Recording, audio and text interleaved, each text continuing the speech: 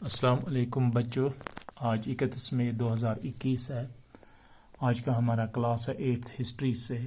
تو ہمارا ٹاپک ہے importance of Indian war of independence of 1857 in Indian history.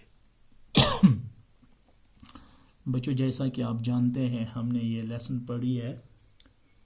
Lesson کا نام ہے when people rebel 1857 and after, یعنی جب ہمارے ہندوستان کے لوگوں نے انگریزوں کے خلاف بغاوت کی تو اس وقت جو جنگ شروع کی گئی، اس جنگ کی ایک الگ اہمیت ہے ہماری ہسٹری میں، تواریخ میں۔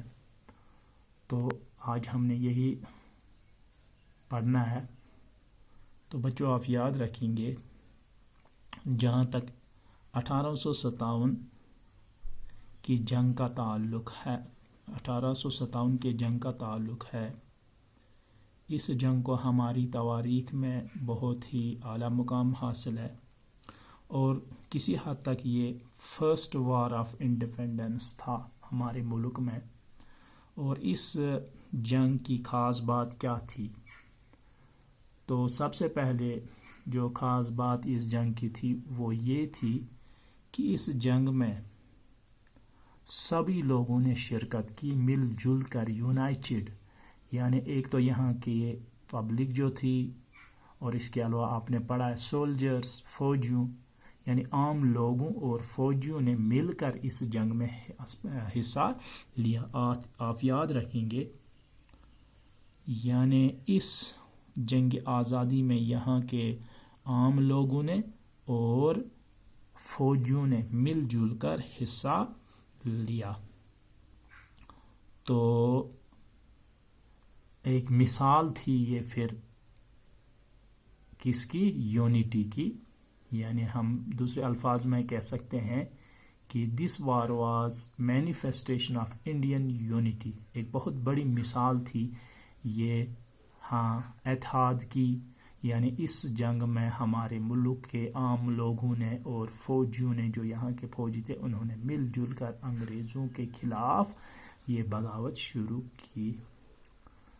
تو تیسری بات جو خاص تھی اس جنگ کی وہ یہ تھی کہ یہاں کے جتنے بھی لوگ تھے، all the communities collectively made efforts to gain independence، یعنی چاہے وہ مسلمان تھے، ہندو تھے، سکھ تھے، عیسائی تھے، بودھ تھے، پارسی تھے، سبھی نے، چاہے وہ کس مذہب سے تعلق رکھتے تھے، کس سماج سے تعلق رکھتے تھے، سبھی نے مل جل کر، یعنی ہم کہیں گے کلیکٹیولی، انہوں نے کوششیں کی کہ ہمیں آزادی حاصل ہونی چاہیے انگریزوں سے۔